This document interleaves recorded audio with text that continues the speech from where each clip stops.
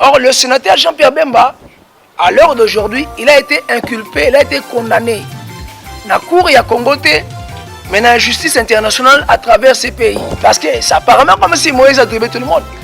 Moïse qui avait un dossier pénal tellement sensible, un dossier apparemment plus dur. Mais Moïse Katumbi, il s'est aussi tué avant. Encore il y a Genève. Celui qui a été tourné, le grand perdant, c'est Jean-Pierre Bemba. Si cela ne dépendait que de lui, il demanderait au conseiller à Fayoum de ne pas tenter d'aller à la cour. Moussa Niamoussi, à cet exilé politique, et c'est à Zongidaï. N'oubliez pas, l'église se construit au milieu du village. Mais face à l'injustice, entre l'opprimé et l'oppresseur, entre le peuple et le tyran, entre le bien et le mal, le prêtre, le pasteur doit savoir choisir un camp.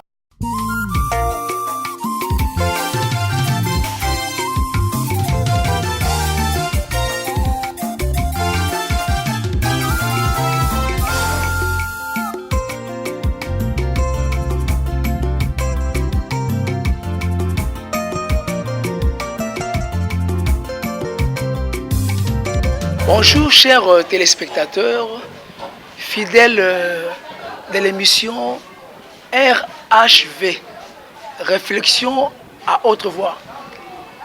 Une émission à travers laquelle nous profitons pour dire tout haut ce que beaucoup de gens disent tout bas, ce qui se parle dans des coins de rue. Nous prenons ce risque de vous le dire à haute voix. Je suis le principal présentateur de l'émission que vous aimiez bien appeler l'apôtre martyr. Beaucoup de gens me posent la question de savoir pourquoi un homme de Dieu de mon rang, je me plonge dans des analyses politiques. Je pense que je peux leur dire en deux mots. Si Dieu lui-même, le créateur du monde visible et de l'invisible, si Dieu, lui, il se préoccupe de tout, il a l'œil sur tout, pourquoi est-ce que les hommes de Dieu ne verraient pas sur la marche de la nation? Moi, je pense que je suis concerné. J'ai l'œil sur la marche, sur la vie de la nation parce que le Seigneur qui m'a créé, le Seigneur qui m'a appelé au ministère, lui-même, il a l'œil sur tout. Donc si on me reprochait, il n'est pas m'impliqué à la politique, je dirais demander aussi à Dieu que son œil là regarde certaines choses, mais qu'il ne voit pas tout. Aussi longtemps que Dieu voit tout, moi et nous les hommes de Dieu, nous avons aussi le regard sur la marche de la nation. Notre sujet est simple. Et ça juste un questionnement, il y a tout. Nous analysons ensemble. La grande question que se poser, pourquoi est-ce que Papa Nabiso Jean-Pierre Bemba c'était? Notre émission s'intitule Bemba, Jean-Pierre Bemba entre les deux chemins. Et oui, je vous dis que le sénateur Bemba, il est maintenant entre les deux chemins. On a lecture d'Osali. Donc, ceux qui vont un peu sim. Depuis Babimi, qui va résultat, na CENI, pour confirmer on a cours constitutionnel. Donc, vous avez remarqué que Papa Nabiso Jean-Pierre Bemba, il parle de moins en moins. Il est parmi le haut cadre Yalamouka, où Bazo s'exprime très peu. Donc, le but est qu'à le barater. Mais vous avez remarqué qu'il s'exprime vraiment très peu. Pendant que certains leaders de la Mouka haussent le temps, ils prennent le courage de parler à travers les médias, par n'importe quel moyen. Mais tout le monde a le sénateur Jean-Pierre Bemba, il est toujours retenu, il observe de loin, il est calme et posé. Moi personnellement, je vais éclaircir l'opinion. Je pense que tant que vous avez mis ce qui résultat, Papa Nabiso, Martin Fayoum a dit oui, à attaquer jusqu'au bout. C'est-à-dire qu'il a saisi court. Je me rappelle à ces moments-là, à travers les médias extérieurs, Papa Nabiso Jean-Pierre Bemba lobby, si cela ne dépendait que de lui, il demanderait au conseiller à Fayoum de ne pas tenter d'aller à la cour. Et il a souligné que lui, il avait l'expérience de cours, il sait comment le cours constitutionnel de l'Afrique, des pays africains fonctionne. C'est-à-dire, automatiquement, il ne soutenait plus Fayoulou dans la démarche, il y a lutte pour la conquête, pour retrouver le véritable jour dans Zoluka. Tout en étant dans la Mouka. Jean-Pierre Bemba, pourquoi est-ce que à quoi garder silence? Biso no soye bien tes papa na biso Jean-Pierre Bemba azaki candidat na présidentielle en 2018. Mais sa candidature a été mise à côté, mise de côté plutôt. Selon la justice, il a été estimé, comme dit la loi électorale du Congo, de la RDC, toute personne entachée dans le dossier de corruption qui a été condamnée par la justice dans le dossier de corruption ne peut pas briguer à la magistrature suprême pour postuler à niveau de la présidence. Or, le sénateur Jean-Pierre Bemba, à l'heure d'aujourd'hui, il a été inculpé, il a été condamné dans la cour de Congo, mais dans la justice internationale à travers ces pays. On l'a condamné dans la faute de la subornation des témoins, qui est aussi une forme de corruption. Quoique les juristes sont nuancés, mais ils sont d'accord avec moi que subornation des témoins est l'une des formes de corruption. Alors notre justice du Congo interpréta qui décision de la Cour pénale internationale compétent l'école qui condamné, il est aussi entaché de cette condamnation, donc d'où il ne pouvait pas briguer. Ne pas qui candidature de qui ont de côté. Donc dès que le basiko papa Jean-Pierre Bemba a postulé la présidence parce que justice au Québec a postulé il y a un gars tout ça dans la justice à Congo. Mais notez à une seule condition. Tout le monde président Félix a eu pouvoir. Il a pratiquement gracié beaucoup de gens au Bazaki condamné. Il a amnistié beaucoup de gens au Bazaki condamné.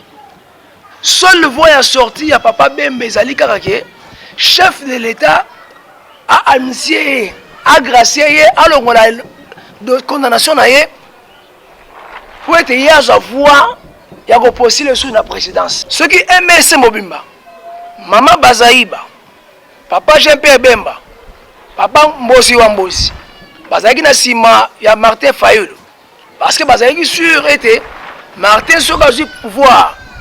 Le corps de na sima na ye, Soka du pouvoir a kolonga na dossier ya Jean-Pierre Bemba, pour Jean-Pierre Bemba a comme éligible na Congo.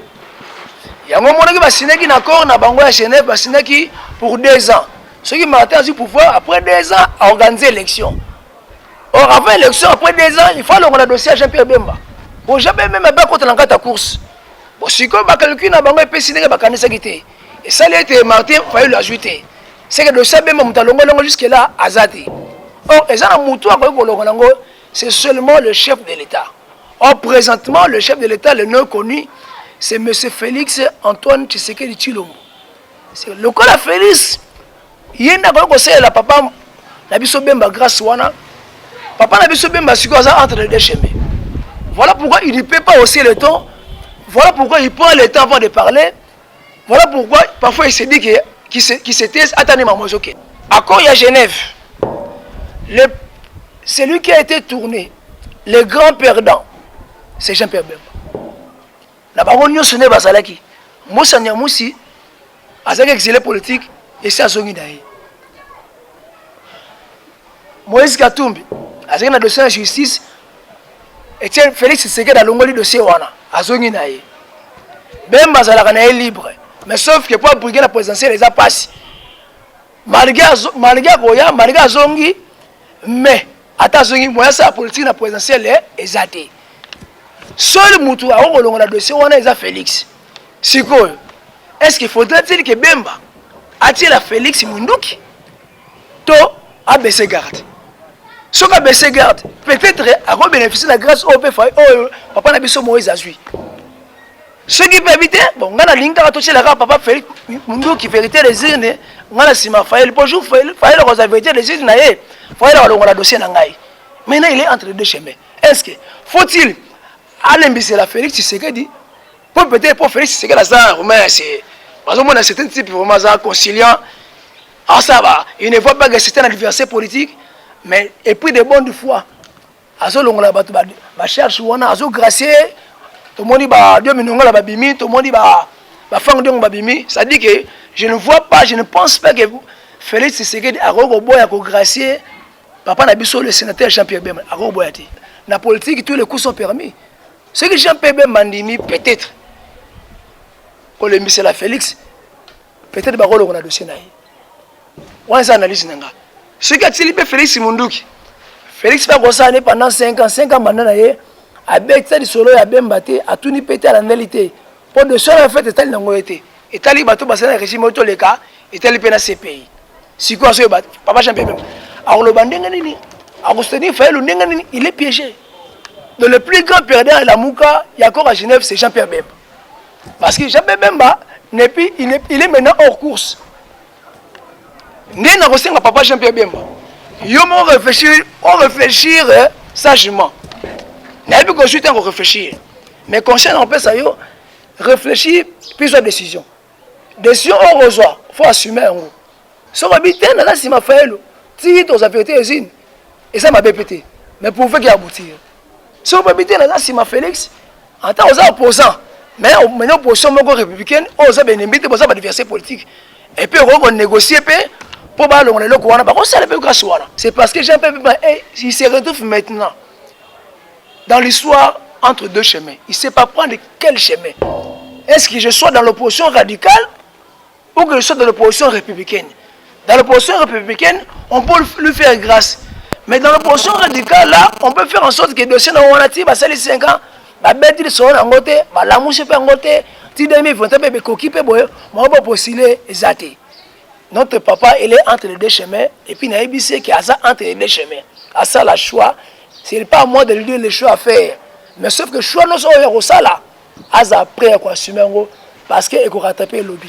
Merci, chef de secrétaire. Il y a un si je suis allé dans le papa, j'ai un peu payé, mais parce que je suis allé lui-même, à son batté, tu peux mettre les solos à été.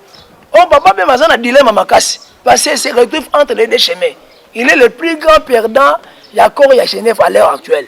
Parce que ça apparemment comme si Moïse a attribué tout le monde. Moïse qui avait un dossier pénal tellement sensible.